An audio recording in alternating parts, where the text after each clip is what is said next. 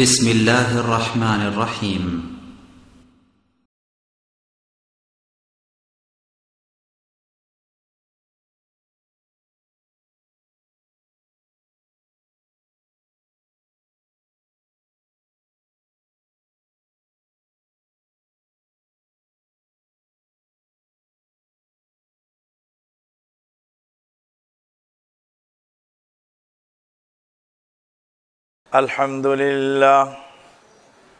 الحمد لله نحمده ونستعينه ونستغفره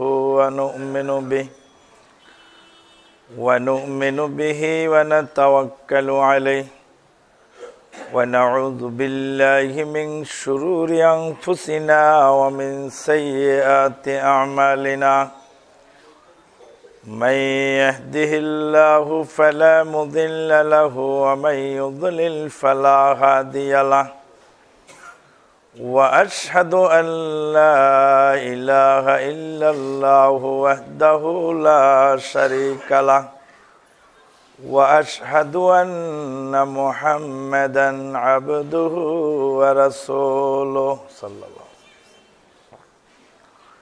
الذي أرسله بالحق بشيرا ونذيرا وداعيا إلى الله بإذنه وسراجا منيرا أما بعد فإن خير الحديث كتاب الله وخير الهدي هدي محمد صلى الله عليه وسلم وشر الأمور محدثاتها وكل محدثة بدعة وكل بدعة ضلالة وكل ضلالة في النار أما بعد فقد قال الله تبارك وتعالى في الكلام المجيد والفرقان الحميد بعد أعوذ بالله من الشيطان الرجيم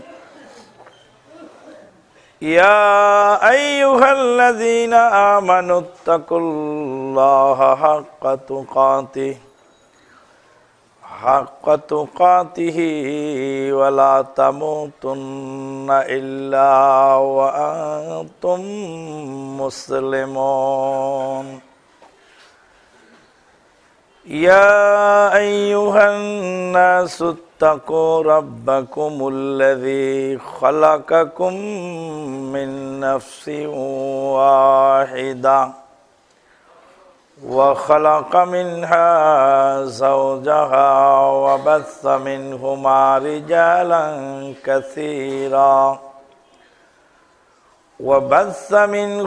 رجالا كثيرا ونساء واتقوا الله الذي تساءلون به والأرحام إن الله كان عليكم رقيبا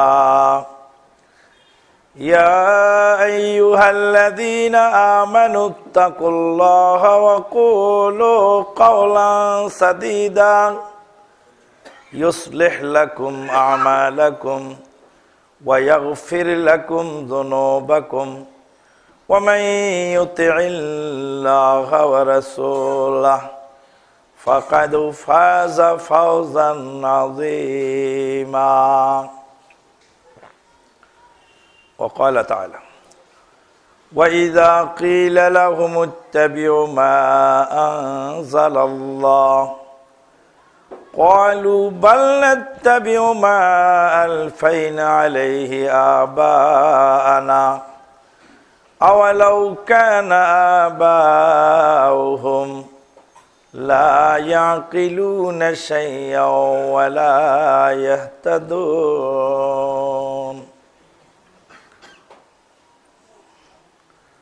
وقال النبي الأمين صلى الله عليه وسلم من دعا بدعوة الجاهلية فإنه من ذثى جهنم وإن صلى وصام وزعم أنه مسلم أو كما قال عليه الصلاة والسلام। আল্লাহ পাকের অশেষ মেহেরবানিতে গত জুমাতে আমরা জাহেলিয়াতের উপরে এক গুরুত্বপূর্ণ আলোচনা শুনেছিলাম। ইসলামের সুন্দর পরিচ্ছন্ন নিয়ম নীতির উপরে জাহেলিয়াতের নগ্ন থাবা বিস্তার করার কারণে মুসলিম হয়েও জাহেলিয়াতের সাথে আমরা জড়িয়ে গেছি। শাইখুল ইসলাম মুজাদ্দিদুল উম্মাহ শেখ মোহাম্মদ বিন আব্দুল ওহাব নাজদি রাহিমাহুল্লাহু রাহমাতান ওয়াসিআ, যার ওসিলায় গোটা আরব ভূখণ্ডে আজও পর্যন্ত তাওহীদের বাতি জ্বলছে এবং সেই আলো বিচ্ছুরিত হয়েছে তামাম বিশ্বে। আরব বিশ্বের দেশগুলিতে যারা বসবাস করেন সেখানকার ইসলামের সৌন্দর্য, মাধুর্য, তাওহীদের একনিষ্ঠতা, বেদাত সম্পর্কে সজাগ দৃষ্টি, এগুলি অবশ্যই মানুষকে অনুপ্রাণিত করে। চলে গেলেন বাদশাহ আব্দুল্লাহ রাহিমাহুল্লাহ, আল্লাহ জান্নাতুল ফেরদাউস নসিব করুন। মানুষ মরে যায়, জাহেলিয়াত বন্ধ হয় না। লাশের উপরে যারা নাচতে পারে, মানুষকে মেরে যারা আগুন দিয়ে পুড়াতে পারে, তাদের দ্বারা অনেক কিছুই সম্ভব। মালিক ফাহাদ বিন আব্দুল আজিজ রাহিমাহুল্লাহ যখন ইন্তেকাল করলেন, তখন আমার দেশের একটি পত্রিকায় লিখলো যে উনি ওহাবি ছিলেন। ওহাবি থাকার কারণে ওহাবি কায়দায় ওনাকে দাফন করা হয়েছে। একটু এগিয়ে বসেন, ভাইদেরকে একটু জায়গা করে। তিনি ওহাবি ছিলেন, ওহাবি কায়দায় তাকে দাফন করা হয়েছে। কিংবদন্তির এই মহাপুরুষ মালিক ফাহাদ বিন আব্দুল আজিজ রাহিমাহুল্লাহ, যার অবদান সম্পর্কে বলতে গেলে 10টা জুমায় খুতবা দিতে হবে আমাকে। 10টা জুমায় খুতবায় কুলাবে না। তার গোটা বিশ্বে ইসলাম ও মুসলিমের জন্য তার অবদান। আপনি কি জানেন যে ফ্রান্সের সরবন বিশ্ববিদ্যালয়ে ইসলামী ফ্যাকাল্টি চালু আছে কার টাকায়? আপনি কি জানেন যে অক্সফোর্ড ইউনিভার্সিটিতে ইসলামী ফ্যাকাল্টি চালু আছে কার টাকায়?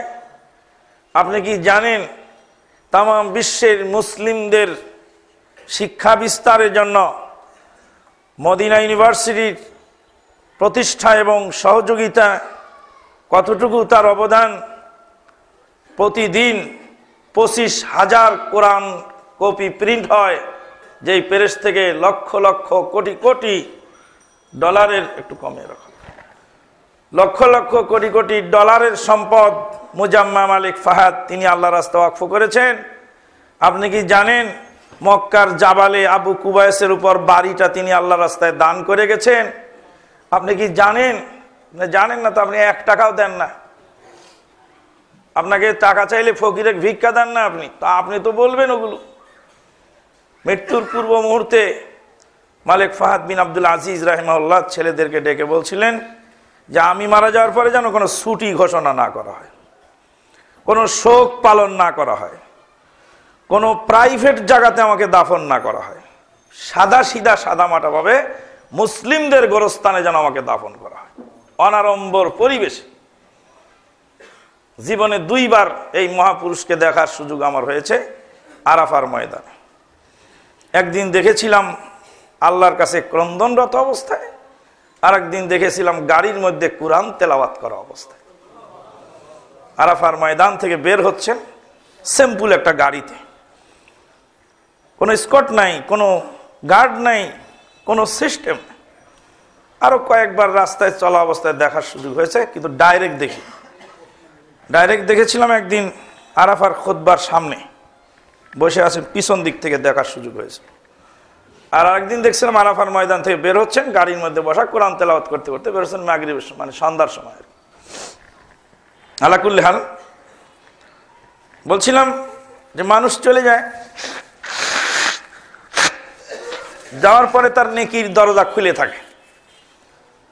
যে সমস্ত লোক, মানুষের তো ভুল থাকবেই, এই ভুল ত্রুটি নিয়ে যারা আলোচনা করবে বা দোষ ত্রুটি খুঁজে বের করবে, দুর্নাম করতে থাকবে, হাসরের ময়দানে তাদের নেকি কেটে কেটে তাদেরকে দিয়ে দেওয়া হবে। আল্লাহু আকবার। তার মানে যে নেকির দরজা চালু থেকে গেল, মানুষ মারা গেল, নেকির দরজা চালু থেকে গেল। এই ক্ষণজন্মা মহাপুরুষের পিতার নাম শেখ আব্দুল আজিজ রাহিমাহুল্লাহ, আব্দুল আজিজ বিন আব্দুর রহমান আলু শেখ। 17 বছর বয়সে বা 18 বছর বয়সে সৌদি আরবের শাসনভার গ্রহণ করেছিলেন এনার পিতা। বিরাট লম্বা ইতিহাস।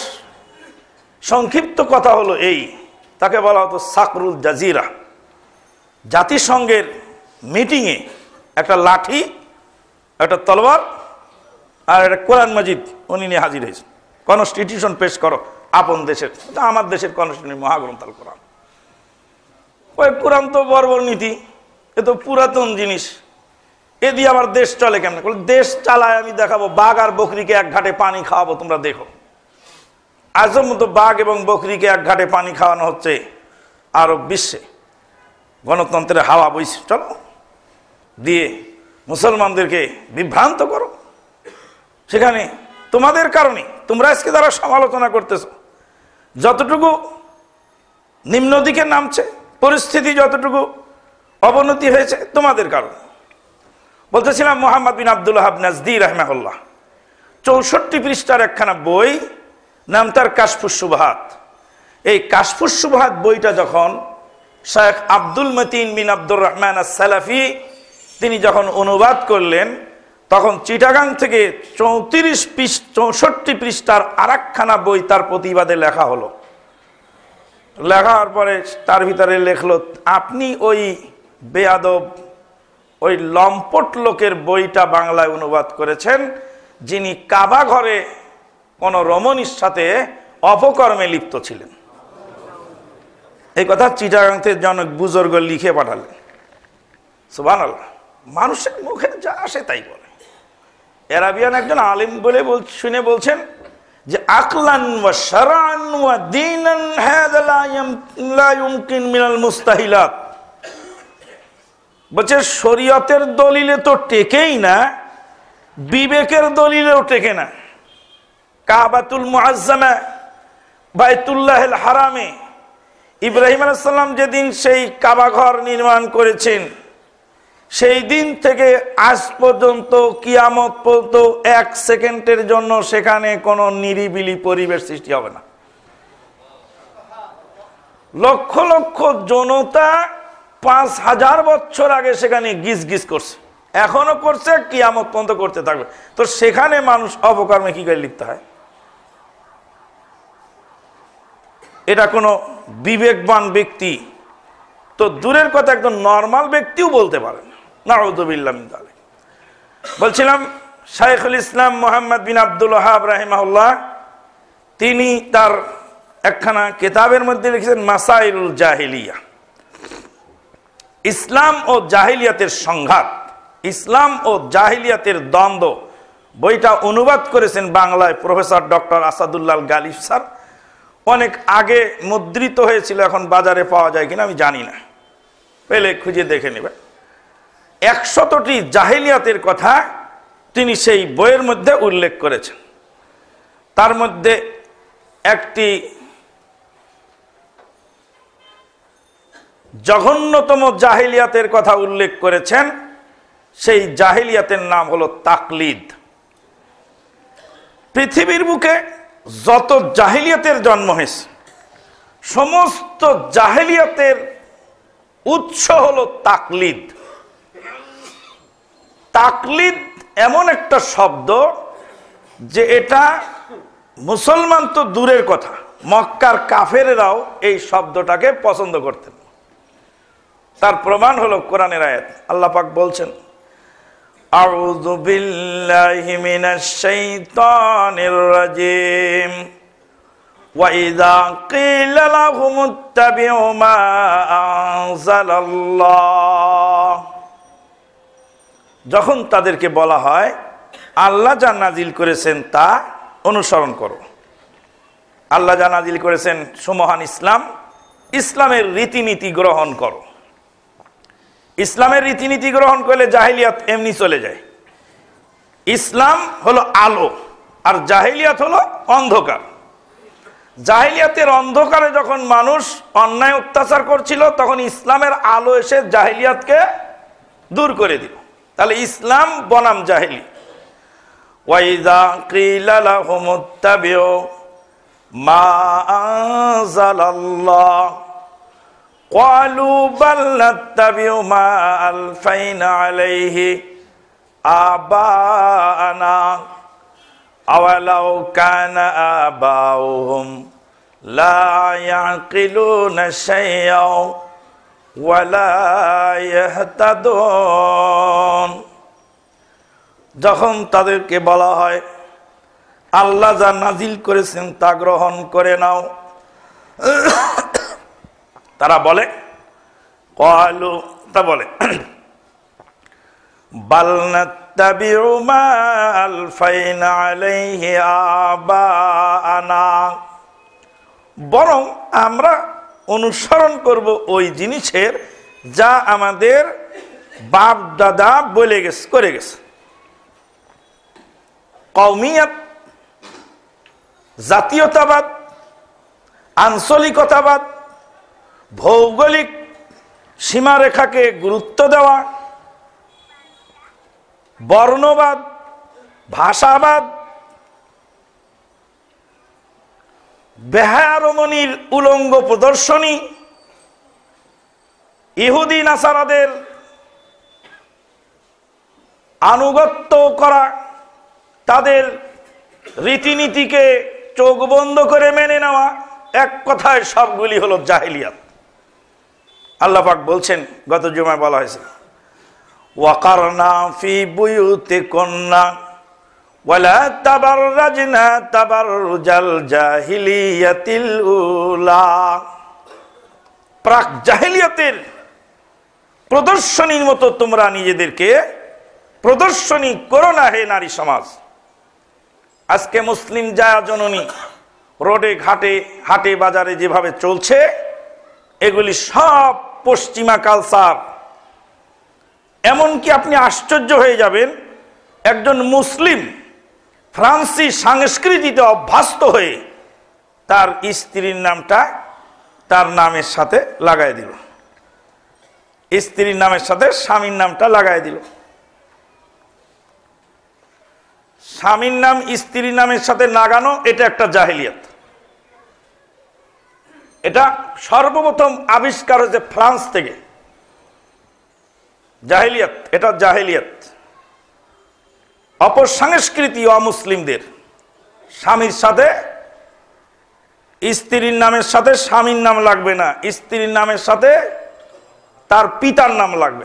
আয়েশা সিদ্দিকা, সিদ্দিকা বিনতে সিদ্দিক মুবাররাতুম মিন ফাওকি সাব'i সামাওয়াত, ফাতেমাতুজ জাহরা বিনতু মুহাম্মাদিন সাল্লাল্লাহু আলাইহি ওয়াসাল্লাম।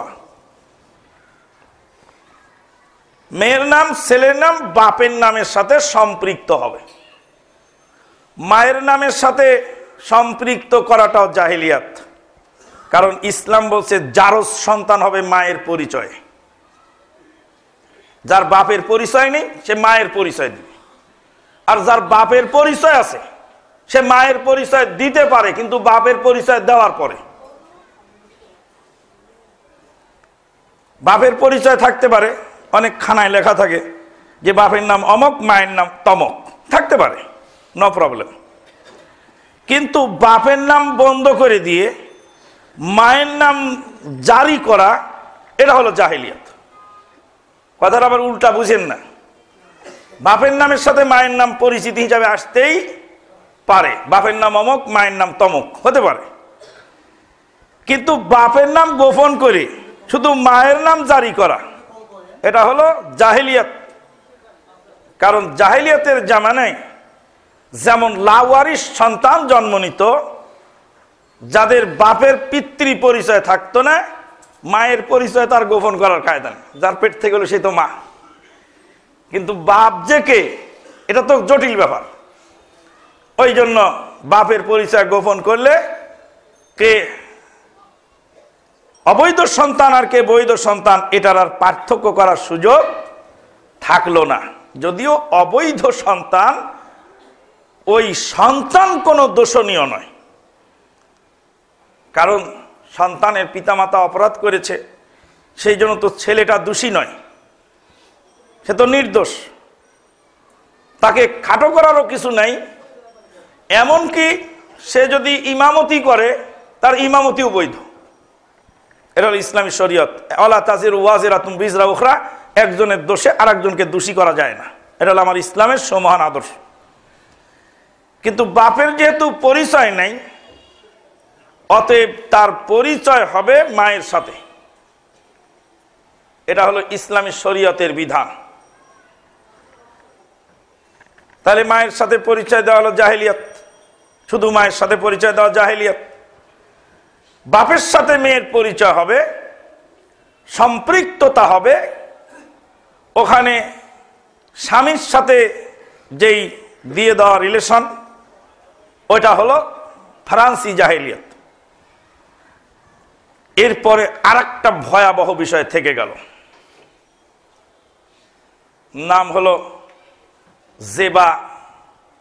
মহিলাটার নাম, কারোর নামে কমন পড়লে এক্সকিউজ মি, একজন মহিলার নাম জেবা আর তার স্বামীর নাম হলো আব্দুর রহমান। তো যদি বলে জেবা আব্দুর রহমান, তাহলে এটা হলো ফ্রান্সি জাহেলিয়াত, ফ্রান্সি সংস্কৃতি। মানে জেবার স্বামী হলো আব্দুর রহমান, এটা বোঝা গেল, ফ্রান্সি অপসংস্কৃতিটাকে মেনে নেওয়া হলো। কিন্তু যদি বলে জেবা রহমান, ফা ইন্না লিল্লাহি ওয়া ইন্না ইলাইহি রাজিউন, রহমান তো আল্লাহর নাম, তো আল্লাহর স্ত্রী।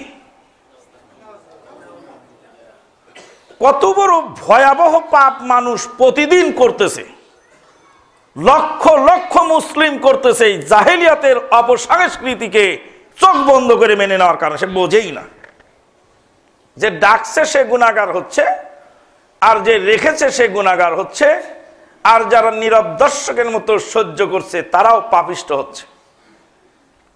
আমাদের জানার যে কত বাকি, আমাদের যে আরো কত জানতে হবে, আমরা তো সব জানতা হয়ে বসে থাকি, মনে করি যে আমরা অনেক কিছু জানি, আমরা তো খারাপ কিছু করি না। কিন্তু আপনি 10 মিনিট আমার সামনে চলেন, কোরআন সুন্নাহর আলোকে যদি আপনাকে ধরা যায়, আমি 10 মিনিট আপনার সামনে চলি, কোরআন সুন্নাহর আলোকে যদি আমাকে ধরা যায়, তাহলে তো দেখা যাবে যে আমার সংশোধনের সুযোগ হলো, আপনার সংশোধনের সুযোগ হলো। কিন্তু সবচেয়ে সমাজ টাফ বিষয় হলো এটা যে আমাদের দেশে কারো ভুল ধরে দেওয়া। সে একজন আদনা দরজার লোকও যদি হয়, আর তার যদি ভুলটা আপনি ধরেন, তাহলে গরমের শেষ নেই। 36 বছর বুখারী পড়িয়েছি আমি, তুমি আবার কে আমার ভুল ধরতে এসেছো? সুবহানাল্লাহ, সুবহানাল্লাহ। এই অহংকার মানুষকে ধ্বংস করেছে। সৌদি আরবের প্রধান মুফতি শেখ আব্দুল আজিজ বিন আব্দুল্লাহ বিন বাজ রাহিমাহুল্লাহ, ওনাকে দেখেছি চলন্ত বক্তৃতার মধ্যে জিজ্ঞেস করছেন, মান কানা লাদাইহিল ইজাবা ফালিউজিব বিহি, আমাকে প্রশ্ন করা হলো, কারো কাছে জবাব থাকলে বলো। সুবহানাল্লাহ। একটা বিষয় সম্পর্কে প্রশ্ন করা হচ্ছে, স্যার এটা কি জিনিস? তখন উনি বলছেন যে এটা কি জিনিস আমি জানি না, তো তোমরা বলো কি জিনিস এটা। বলছে এটা এই, বলছে এটা যদি এই হয় তাহলে এটা শরীয়তে জায়েজ নেই। ধরুন যে তাকে জিজ্ঞেস করে ডেস্টিনি কি, তো ডেস্টিনি কি আমি তো জানি না, ডেস্টিনি হালাল না হারাম, এরকম একটা প্রশ্ন করা হলো। তো উনি চট করে ডেস্টিনি কি জিনিস আমি জানি না, শুনি নেই, তোমরা বলো দেখি ডেস্টিনি কি জিনিস। বলে এটা এই, এটা এই, 1 টাকা দিয়ে কিনলে 9 টাকা পাওয়া যায়, একজন গ্রাহক বানালে 2 হাত বেড়ে যায়, তারপরে সিলভার হয়, তারপরে গোল্ড হয়, তারপরে কি হয়, হতে হতে প্লাটিনাম, সিলভার, গোল্ড হতে হতে হতে হতে হতে হতে লাস্টে ডায়মন্ড হয়ে যায়। সুবহানাল্লাহ, দুনিয়ার মালিক। ডায়মন্ড হতে হতে তার লাস্টে দেয় কিছুই নেই। Access of everything is very bad. অতিরিক্ত কোনো জিনিসই ভালো নয়। তো যাই হোক, শেখ সালেহ মোহাম্মদ বিন সালেহ আল উসাইমিন রাহিমাহুল্লাহ, তাকে আমরা দেখেছি বহুবার বক্তৃতা দিচ্ছেন। বলছে হাফেজ কে আসো? বলে আমি। বলে একটু আয়াতটা পড়ো তো। মানে আয়াতের মধ্যে কনফিউজড। এমনকি চলন্ত খুতবার মধ্যে আমার বলার এখতিয়ার আছে, হাফেজ সাহেব আয়াতটা বলে দেন। হাফেজ সাহেব আয়াতটা আমাকে বলে দিতে পারেন। এরা ইসলামের দেশে চলে, কিন্তু আমার দেশে চলে তার পরের দিন থেকে খতিবগিরি বাতিল। বলে এই খতিব চলবে না। খতিব খুতবার মধ্যে আয়াত জিজ্ঞেস করে তারপরে বলে ও বেটা কিছুই জানে না, আয়াতটা মুখস্থ করে উঠতে পারে না। জি না, এটা নাম ইসলাম। রিয়াদ ইউনিভার্সিটির একজন প্রফেসর এলেন ঢাকায়। ঢাকায় আসার পরে আমাকে দায়িত্ব দেওয়া হলো ওনার বক্তব্য ট্রান্সলেট করার জন্য। 1994 সালের ঘটনা বলছি। 1994 সালে রিয়াদ ইউনিভার্সিটির জনক প্রফেসর ঢাকায় এসেছিলেন। ওনার বক্তৃতা ট্রান্সলেট করার দায়িত্ব আমাকে দেওয়া হলো।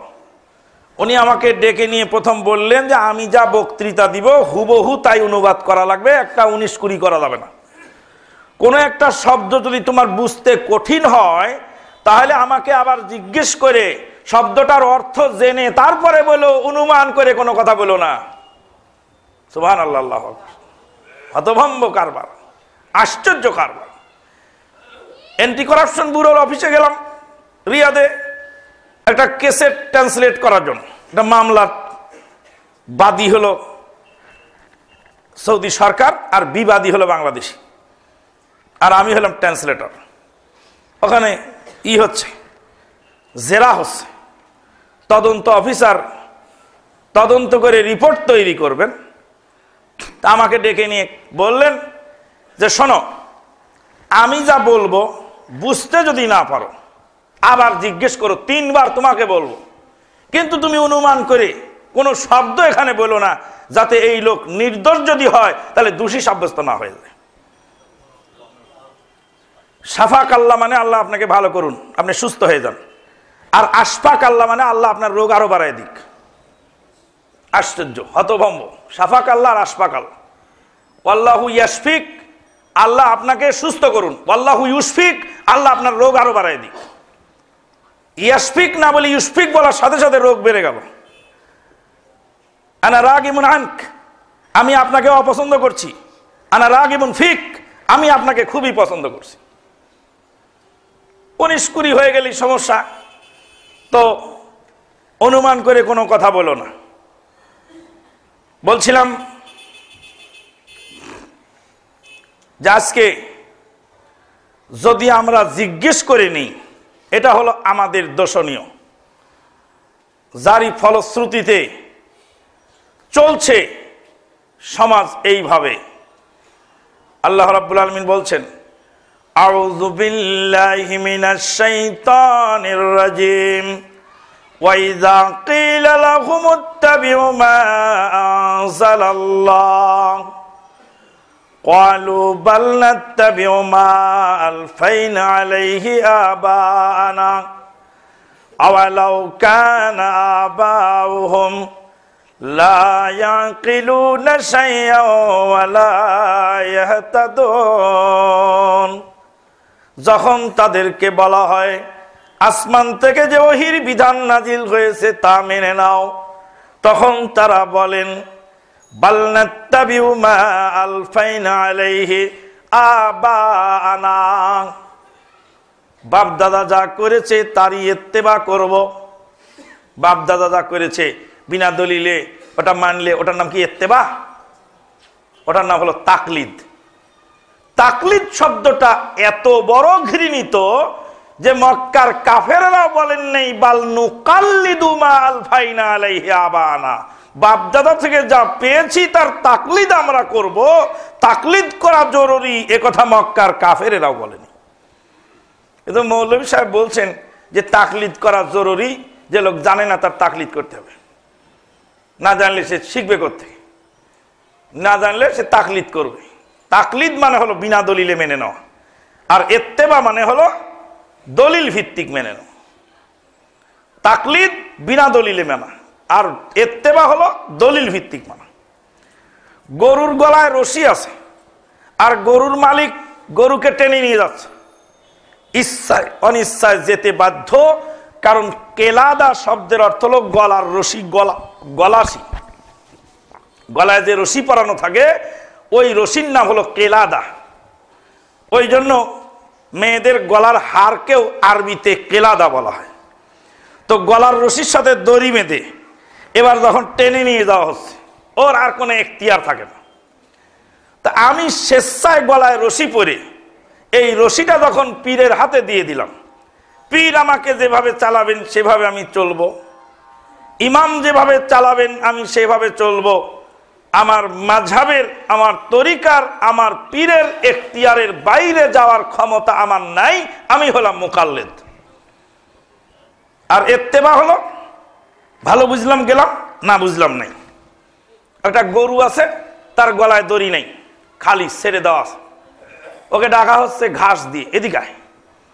তা গরু ঘাসের লোভে আগায় আসছে, দেখছে পিছনে একটা লম্বা লাঠি হাতে আছে। কিছু দূর আসার পরে ঘাসের লোভে এসে দেখছে লাঠি, তো না ফিরে চলে গেল। যাবে না? পারবে না? পারবে এই কারণে যে তার গলায় রশি নেই। কোন আলেমের কাছে আমি কোনো মাসলা শিখতে গেলাম, যায় দেখলাম যে আলেম ভুল বলে, তখন আমি সেখান থেকে ফিরে আসলাম। ইত্তেবা করলে ফিরে আসার সুযোগ থাকে, আর তাকলিদ করলে ফিরে আসার কোনো সুযোগ থাকে না। এই তাকলিদ চলছে রাজনীতির নামে, এই তাকলিদ চলছে ধর্মের নামে, এই তাকলিদ চলছে সামাজিকতার নামে। রাজনীতির নামে তাকলিদ চলছে, অমুক লোকটাকে ফেলে দিতে হবে, মেরে ফেলতে হবে, বাস বড় নেতা বলছে তাই। কেন করতে হবে, এই কেন করার, এই জিজ্ঞাসা করার এখতিয়ার কোন রাজনৈতিক দলে আছে কিনা আল্লাহ হাকিম সেই দলে। আর করলেই সে আউট হয়ে যাবে সাথে।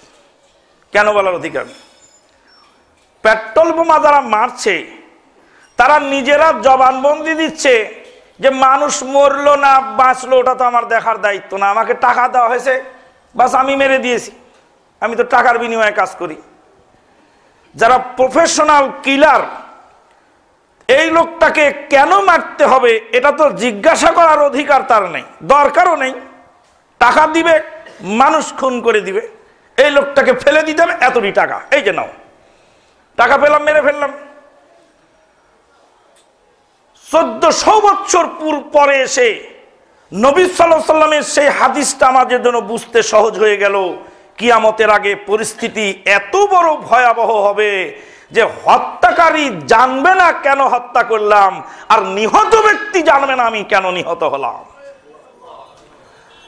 সাহাবায়ে কেরামগণ বলেন, ইয়া রাসূলুল্লাহ সাল্লাল্লাহু আলাইহি সাল্লাম নিহত ব্যক্তি না জানতে পারে, কিন্তু হত্যাকারী জানবে না, এটা কেমন কথা? কথাটা বুঝতেই আমাদের কষ্ট হয়ে গেল, এটা আবার কেমন হাদিস? এখন বুঝতে আর সহজ, কোনো কঠিন নেই। আমাকে টাকা দেওয়া হয়েছে, মেরে ফেললাম। প্রফেশনাল কিলারকে টাকা দেওয়া হচ্ছে, সে মারলো, সে তো জিজ্ঞাসাও করে না, সে তো জানেও না, জানার চেষ্টাও করে না। এই তো গত 2-3 দিন আগের ঘটনা। ময়মনসিংহ থেকে রাত 1টার দিকে রওনা দিলাম, রাস্তায় এসে দাঁড়িয়ে আছি, গাড়ি ঘোড়ার কোনো বন্দোবস্ত নেই। এক পুলিশ বক্সে গিয়ে পুলিশ মহোদয়কে বললাম, স্যার একটা গাড়ি থামিয়ে আমাকে একটু উঠায় দেওয়ার ব্যবস্থা করেন। বললেন যে দাঁড়ান দেখি কোনো বন্দোবস্ত করা যায় কিনা। পুলিশ জনগণের বন্ধু, পুলিশের কাছে যাবেন, পুলিশ আপনাকে কিছু করতে পারবে না। পুলিশ দেখে পালাবেন তো পুলিশ আপনাকে গুলি করবে। রাত 1টার সময় এক থানার সামনে দাঁড়ানো গাড়ির অপেক্ষায় আছে, ভিতরে পুলিশেরা সলা পরামর্শ করে, এই হুজুর আবার এখানে এসে দাঁড়ালো, হুজুরের ব্যাগ বুক একটু দেখা দরকার। পরিস্থিতি খারাপ, পট করে থানার ভিতরে ঢুকে গেলাম। আসসালামু আলাইকুম স্যার, আমাকে একটু সামনে যেতে হবে, আপনাদের গাড়ি দিয়ে একটু কাইন্ডলি পৌঁছায় দেন। ওরে সর্বনাশ, এই তো যেমন তেমন হুজুর, হুজুর ভিতরে আচ্ছা ঠিক আছে, আমাদের গাড়ি তো নাই, আমরা দুঃখিত। পুলিশ জনগণের বন্ধু, তাই বন্ধুর কাছে গভীর রাতে সাহায্য নেওয়ার জন্য এসেছিল। তো বলছে ওখানে দাঁড়ান, একটা গাড়ি থামায় আমাদের, এই যাও একটু গাড়ি থামায় উঠাই দাও। আপনি বন্ধু হলে আপনাকে বন্ধু বলবে, আপনি শত্রু মনে করে দৌড় দেন। অবশ্য কোনো কোনো ক্ষেত্রে দৌড় না দিলে নিরপরাধ লোক এফেক্টেড হয়ে যায়, এটা তো বাস্তবতা। তো যাই হোক,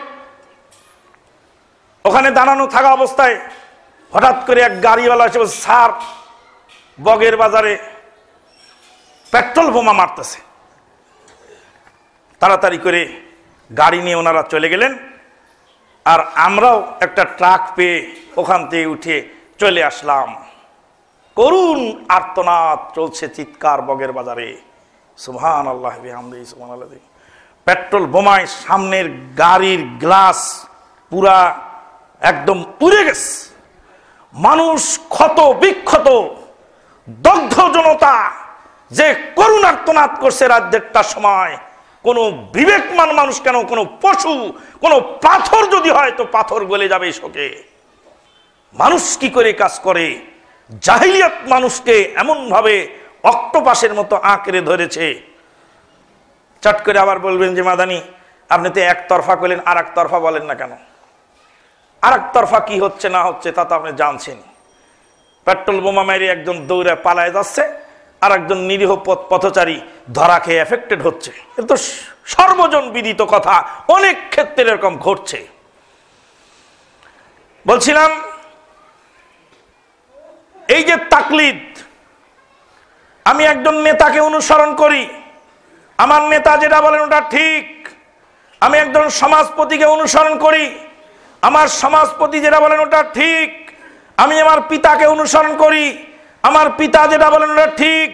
আমি একজন ধর্মীয় নেতাকে অনুসরণ করি, আমার পীর যেটা বলেন ওটা ঠিক। আমার মাযহাবের ইমাম যেটা বলেন ওটা ঠিক। আর দুনিয়ার কোন ইমাম কি বললো ওটা দেখার দায়িত্ব আমার নাই। তাই তো সেদিন বলেছিলাম যে আপনার ইমাম সাহেব 1200 বছর পূর্বে ইন্তেকাল করেছেন, মাইক দিয়ে আজান দেওয়া যাবে কিনা তা উনি বলে যেতে পারেন নাই। ইমামের কবরের পারে গিয়ে বলেন, ইমাম সাহেব আপনি তো মাইক দিয়ে আজান দেওয়া যাবে কিনা ফয়সালা দিয়ে দুনিয়ায় যেতে পারেন নাই, এখন তো মাইক আবিষ্কার হয়েছে, এখন মাইক দিয়ে আপনার মাযহাবের লোক আমি মাইক দিয়ে আজান দিতে পারবো কিনা আপনি ফয়সালা দেন। জাহিলিয়াত, এই তাকলিদ পৃথিবীর বুকে সবচেয়ে অগ্রগণ্য এবং প্রগতির পথে বাধা। ডিজিটাল যুগে মাইক দিয়ে, মোবাইল দিয়ে, ইন্টারনেটের মাধ্যমে গোটা বিশ্বে জাহেলিয়াত ছড়িয়ে দেওয়া হচ্ছে। তখনই এক শ্রেণীর বুর্জুয়া আলেম বলছে ইন্টারনেট ব্যবহার করা হারাম, ছবি তোলা হারাম, এটা করা হারাম, মাইক ব্যবহার করা হারাম। তাই তো বিদ্রোহী কবি কাজী নজরুল ইসলাম বলছিলেন, বিশ্ব যখন এগিয়ে চলেছে আমরা তখনও বসে বিবি তালাকের ফতুয়া খুঁজেছি ফেকা উসুল চষে, হানাফি শাফি মালিকি হাম্বলি তখনও মেটেনি গোল, এমন সময় আজরাইল এসে হাকিল তোল পিতল, বাহিরের দিকে মরিয়াছি যত ভিতরের দিকে তত, গুনতিতে মরা বাড়িয়া চলেছি গরু ছাগলের মতো। জি হুজুর, বলবেন না আমানুল্লাহ মাদানী গরু ছাগল বলেছেন, কথা বুঝতে পারেননি, ভুল হয়ে গেছে। কাজী নজরুল ইসলামের কবিতা আবৃত্তি করেছি, যিনি জাতীয় কবি। পারলে ঢাকা ইউনিভার্সিটির চত্বর থেকে কাজী নজরুল ইসলামের কবরটা উপরায় দেখেন কেমন লাগে। ঢাকা ইউনিভার্সিটির সিলেবাস থেকে কাজী নজরুল ইসলাম কবিতাটা বাইর করে ফেলেন, পারবেন না? বিদ্রোহী কবি কাজী নজরুল ইসলাম যা বলেছেন, বুলেট ফেল হতে পারে, তার কথা ফেল নয়। গুনতিতে মোরা বাড়িয়ে চলেছি গরু ছাগলের মতো। আমি বলি না আপনাকে গরু ছাগল। যে মুসলমান ভালো মন্দ বোঝে না, ডিজিটাল যুগে মাইক দিয়ে আজান দেওয়া যাবে কিনা এই ফতুয়ায় ঝালাপালা, সে মুসলমান এই দুনিয়াতে কিভাবে চলে আমার বুঝে ধরে না। সেদিনও বলেছিলাম, আজকেও বলছি, শুনুন, আজান মুসল্লিদেরকে শোনানো জরুরি, একামত মুসল্লিদেরকে শোনানো জরুরি। আর মুনাজাত শুনবে আল্লাহ। মুনাজাত মানে হলো গোপনে কথা বলা। মুনাজাতটা হচ্ছে মাইকে, আর আজান হচ্ছে মুখে। কিমভূত কিমাকার দুনিয়া। পিকুলিয়ার ম্যান, পিকুলিয়ার দুনিয়া, আশ্চর্য মানুষ, আশ্চর্য দুনিয়া। সুবহানাল্লাহ। যে আজানটা শোনাতে হবে মুসল্লিকে, মুসল্লি আজান শুনে মসজিদে আসবে, একামত শুনে কাতার করবে, আল্লাহু আকবার শুনে রুকুতে যাবে, সামি আল্লাহু লিমান হামিদা শুনে রুকুতে উঠবে, সেটা মাইক দিয়ে বলা না জায়েজ, হারাম। কিন্তু 1.5 ঘন্টা মুনাজাত মাইক দিয়ে করা বৈধ। 40 লাখ মানুষের মধ্যে একটা মানুষের বিবেক নাই, সে জিজ্ঞেস করলো না, হুজুর আজান দেওয়ার সময়, একামত দেওয়ার সময়, তাকবীর দেওয়ার সময় মাইক হারাম, তো মাইক আবার মুনাজাতের সময় হালাল হলো কি করে? ও, গোশত হারাম, তবে ঝোল হালাল।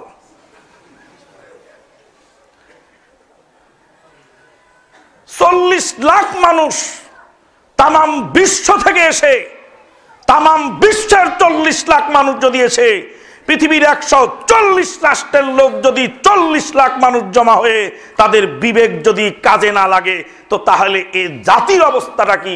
কাজী নজরুল ইসলাম সাহেব যথার্থই বলেছেন। আল্লাহু আকবার, সুবহানাল্লাহ। পাতাল ফুরিয়ে নামবো নিচে, উঠবো আমি আকাশ ফুরে, বিশ্ব জগৎ দেখবো আমি আপন হাতের মুঠোয় পুরে, থাকবো না আর বদ্ধ ঘরে, দেখবো এবার জগৎটাকে। চশমাটা খোলেন হুজুর। রঙিন চশমা পরেছেন, দুনিয়া সব রঙিন দেখা যাচ্ছে। হলুদ চশমা পরেছেন তো হলুদ দেখা যায়, নীল পরেছেন তো নীল দেখা যায়, কালো পরেছেন তো কালো দেখা যায়।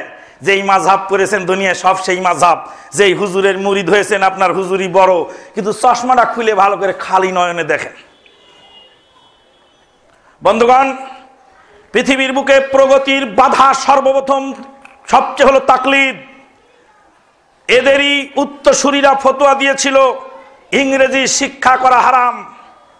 ইংরেজি শিক্ষা করা হারাম ফতোয়া দেওয়াতে হিন্দুরা ইংরেজি শিখে এই ভারতবর্ষে ব্রিটিশ বেনিয়া ইস্ট ইন্ডিয়া কোম্পানির তারা স্নেহভাজন হয়ে তারা মুসলমানদেরকে ঘাটে ঘাটে নির্যাতন করেছে, আর মুসলিম জাতি নির্যাতিত হয়েছে। আর মৌলবী ফতোয়া দিয়েছে ইংরেজি শিখা হারাম, ইংরেজি কুকুরের ভাষা। হ্যাঁ, আল্লাহু আকবার। সিলেটে যায় এক বিরাট মুফতি সাহেব ফতোয়া দিলেন, বললেন যে খবরদার তোমরা ইংরেজি শিখো না, ইংরেজি হলো কুকুরের ভাষা। লাগলো কিলাকিলি, মারামারি, কি মাহফিল আর কিসের বয়ান। গোটা দুনিয়া চলছে ইন্টারনেট দিয়ে, মাইক দিয়ে, মিডিয়া দিয়ে, গোটা দুনিয়ায় জাহেলিয়াত ছড়ানো হচ্ছে। আর আপনি ইসলামের প্রচার করতে যাবেন, তখন ফতোয়ার দরকার। ও মহিলা যখন বাজারে যাচ্ছে, ও মহিলা যখন নিউ মার্কেটে যাচ্ছে, তখন কোনো মুফতির ফতোয়া হয় না। মুফতি ফতোয়া দেয় তখনই যখন মসজিদে মহিলারা ছালাতে জামাতে আসে। লেডিস মসজিদ নাম দিয়েছে, লেডিস মসজিদ। তোমার জবান লক্ষ পুকার খোরাক হবে। লেডিস মসজিদ মানে, লেডিস মসজিদ যদি আমারটা হয়, লেডিস মসজিদ যদি ওয়ালিউল্লাহ ভাইয়েরটা হয়, লেডিস মসজিদ মুহাম্মদুর রাসূলুল্লাহটা ছিল। মুহাম্মদুর রাসূলুল্লাহ সাল্লামের জামানায় ফজরের জামাতে তারা মহিলারা আসতেন। মুতালাফিয়াতিন বিমুরুতিহিন্না লাম ইউরাফনা মিনাল গালাস, তারা সালাত শেষ করে চলে যেতেন মসজিদ থেকে। এই তাকলিদ হলো পৃথিবীর বুকে প্রগতির অন্তরায়, উন্নতির অন্তরায়। খোলা মন মস্তিষ্ক নিয়ে মানুষ ভালো কিছু করতে যাবে, এর অন্তরায় সকল বাধা একমাত্র তাকলিদ। এই তাকলিদ হলো জগদ্দল পাথর। এই এক তাকলিদে 10টা 20টা 50টা জাহিলিয়াতের জন্ম হয়। নায়ক কিভাবে পোশাক পরেছেন, আপনার যুবক ছেলেটা ওইভাবে পরে, এটার নাম তাকলিদ। ও নায়কের পোশাকের সাথে পোশাক মিলায় নিল। মাইকেল জ্যাকসন কিভাবে পোশাকটা পরেছে, আমার পোশাকটা ওরকম হতে হবে, এটার নাম হলো তাকলিদ। আমার পীর সাহেব কিভাবে জিকির করেছেন, আমাকে করতে হবে, এটার নাম তাকলিদ। আমার নেতা যা বলেছেন ওটা অকপটে মেনে নিতে হবে, এটার নাম তাকলিদ। 10 জন যেভাবে চলছে আমাকে সেভাবে চলতে হবে, এটার নাম তাকলিদ। তাকলিদ হলো জাহেলিয়াতের সর্বপ্রথম উৎস। Doctor professor Asadullah Ghalib sir একখানা বই লিখেছেন, নামটার 3টি মতবাদ। বইটা সংগ্রহ করে পড়বেন। ওখানে তিনি 3টি জাহিলিয়াতের কথা উল্লেখ করেছেন। এটা একটি জাহিলিয়াত, আর একটি জাহিলিয়াত হলো সেকুলারিজম। ধর্ম আলাদা জিনিস আর দুনিয়া আলাদা জিনিস। দুনিয়া এবং ধর্ম দুইটা আলাদা জিনিস। এই কথা যারা বলছে দুনিয়ার সাথে ধর্মের কানেকশন নাই, এই কথা যারা বলছে তাদের ভিতরে সেকুলারিজম আছে। আল্লাহ রাব্বুল আলামিন বলেন, আফারাআইতা মান ইত্তাখাযা ইলাহাহু হাওয়াহু, হে নবী আপনি কি দেখেননি যারা নিজেদের মন প্রবৃত্তিকে তার দেবতা বানিয়েছে, মনে যা চায় তাই করে, সংসার আনন্দময়, যার মনে যা লয়। সালাতে দাঁড়িয়ে আল্লাহর ইবাদত করেছি, সালাত শেষ হয়ে গেছে, এখন বাইরে গেছি তেজারত করতে, ব্যবসা করতে। আমার ব্যবসা আমি যেভাবে ইচ্ছা সেভাবে করব, আমার সমাজ আমি যেভাবে ইচ্ছা সেভাবে চালাবো, আমার রাজনীতি যেভাবে ইচ্ছা সেভাবে চলবে। এটার নাম হলো জাহিলিয়াত। অবশ্যই এর এগেনস্টে আর একটা জিনিস দাঁড়িয়ে গেছে, তারা হলো যা কিছু করব সবই ইসলাম। গাছ কাটলেও ইসলাম, রাস্তা ব্লক করলেও ইসলাম, ভাঙচুর করলেও ইসলাম, মারামারি করলেও ইসলাম, মুসলমান মারামারি করলে ইসলাম, সবই ইসলাম। বোমা মারলেও ইসলাম, বোম মেরে মানুষ খুন করলে সেটাও ইসলাম। কথাটি বহুবার বলেছিলাম, আবারও বলছি শুনুন। আগুন ছিল নিচে আর পানি ছিল উপরে, পানি ছিল পাতিলের মধ্যে আর আগুন ছিল পাতিলের তলায়। আগুন দিয়ে পানিকে হিট করা হলো, পানি গরম হয়ে গেল, পাতিল গরম হলো, পাতিলের হিটে পানি গরম হলো, পানির গরমে চাল সিদ্ধ হলো, ভাত রান্না হয়ে গেল।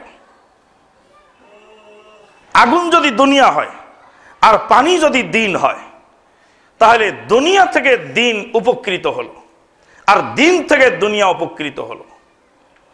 আগুন যদি দিন হয়, উল্টা হয়ে গেল। আগুন যদি দিন হয় আর পানি যদি দুনিয়া হয়, পানি এবং আগুন দুইটা আলাদা জিনিস। পানির জায়গায় পানি থাকবে, আগুনের জায়গায় আগুন থাকবে, কিন্তু আগুনের হিট দিয়েই পানি গরম হবে। আর পানি গরম না হলে চাল সিদ্ধ হবে না, রান্না হবে না। তাহলে দিনের প্রভাবে দুনিয়া প্রভাবিত হবে, দুনিয়ার প্রভাবে দিন প্রভাবিত হবে না। এটা হলো ইসলামের সুমহান আদর্শ।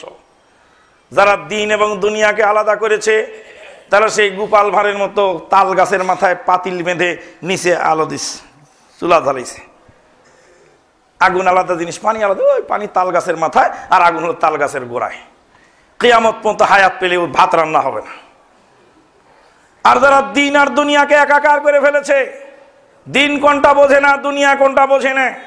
যখনই বলি মিলাদ বেদাত, সাথে সাথেই বলে ট্রেনও বেদাত। তার মানে দিন আর দুনিয়া যারা পার্থক্য বোঝে না, দিনের মাসলা নিয়ে দুনিয়ার মধ্যে লাগায় দেয়, ওরা হলো চুলার মধ্যে চাল, পানি, আগুন, খড়ি একসাথে দিয়ে একের জগা খিচুড়ি পাকাইছে।